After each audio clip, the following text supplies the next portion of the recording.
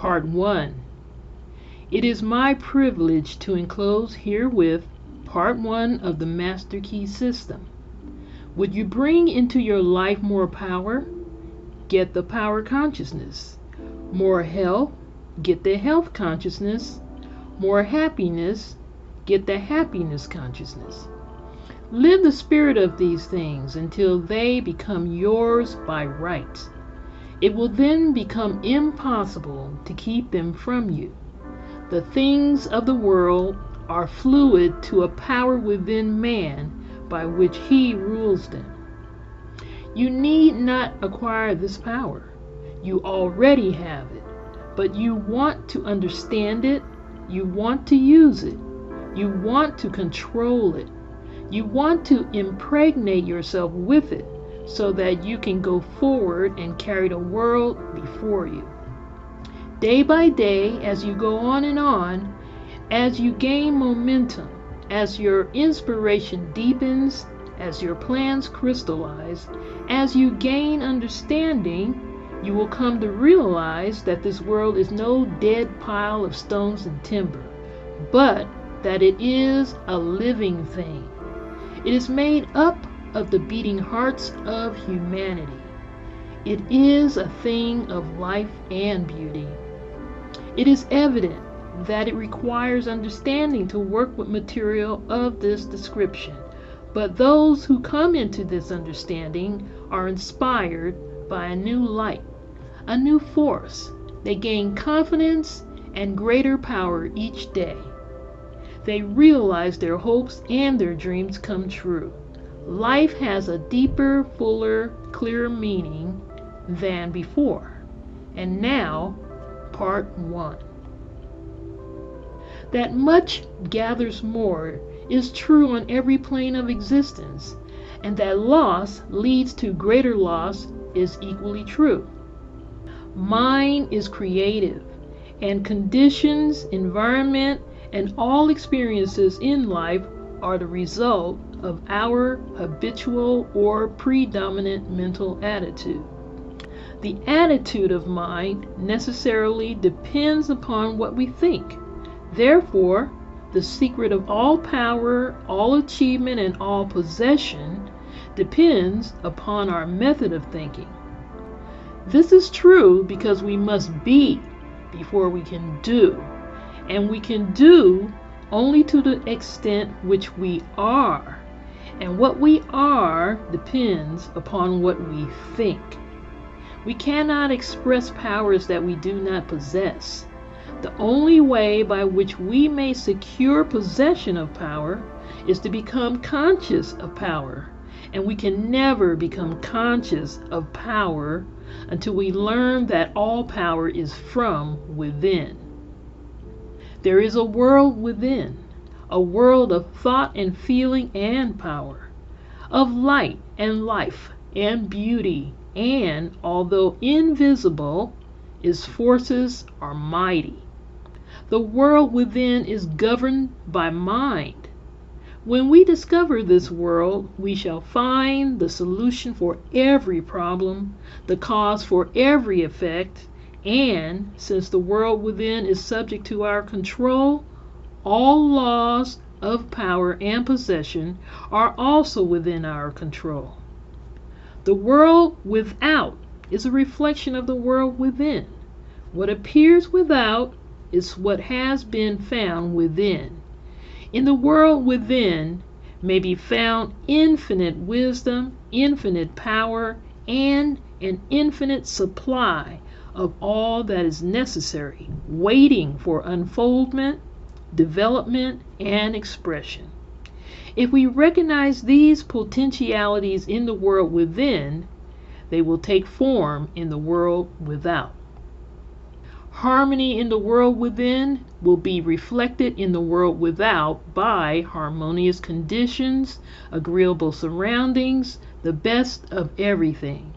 It is the foundation of health and a necessary essential to all greatness, all power, all attainment, all achievement, and all success. Harmony in the world within means the ability to control our thoughts and to determine for ourselves how any experience is to affect us. Harmony in the world within results in optimism and affluence. Affluence within results in affluence without. The world without reflects the circumstances and the conditions of the consciousness within. If we find wisdom in the world within, we shall have the understanding to discern the marvelous possibilities that are latent in this world within, and we shall be given the power to make these possibilities manifest in the world without. As we become conscious of the wisdom in the world within, we mentally take possession of this wisdom, and by taking mental possession, we come into actual possession of the power and the wisdom necessary to bring into manifestation the essentials necessary for our most complete and harmonious development. The world within is the practical world in which the men and women of power generate courage, hope, enthusiasm, confidence, trust, and faith, by which they are given the fine intelligence to see the vision and the practical skill to make the vision real. Life is an unfoldment. What comes to us in the world without is what we already possess in the world within. All possession is based on consciousness. All gain is the result of an accumulative consciousness. All loss is the result of a scattering consciousness. Mental efficiency is contingent upon harmony. Discord means confusion. Therefore, he who would acquire power must be in harmony with natural law. We are related to the world without by the objective mind. The brain is the organ of this mind, and the cerebrospinal system of nerves puts us in conscious communication with every part of the body. This system of nerves responds to every sensation of light, heat, odor, sound, and taste. When this mind thinks correctly, when it understands the truth, when the thoughts sent through the cerebrospinal nervous system to the body are constructive, these sensations are pleasant, harmonious. The result is that we build strength, vitality, and all constructive forces into our body. But it is through this same objective mind that all distress, sickness, lack, limitation, and every form of discord and inharmony is admitted into our lives. It is therefore through the objective mind, by wrong thinking, that we are related to all destructive forces. We are related to the world within by the subconscious mind. The solar plexus is the organ of this mind. The sympathetic system of nerves presides over all subjective sensations such as joy, fear, love, emotion, respiration, imagination, and all other subconscious phenomena. It is through the subconscious that we are connected with the universal mind and brought into relation with the infinite constructive forces of the universe. It is in the coordination of these two centers of our being and the understanding of their functions, which is the great secret of life. With this knowledge, we can bring the objective and subjective minds into conscious cooperation and thus coordinate the finite and the infinite. Our future is entirely within our own control. It is not at the mercy of any capricious or uncertain external power. All agree that there is one principal consciousness pervading the entire universe, occupying all space, and being essentially the same in kind at every point of its presence. It is all powerful, all wisdom, and always present. All thoughts and things are within itself. It is all in all. There is but one consciousness in the universe able to think, and when it thinks, its thoughts become objective things to it. As this consciousness is omnipresent, it must be present within every individual. Each individual must be a manifestation of that omnipotent, omniscient, and omnipresent consciousness. As there is only one consciousness in the universe that is able to think, it necessarily follows that your consciousness is identical with the universal consciousness, or in other words, all mind is one mind. There is no dodging this conclusion.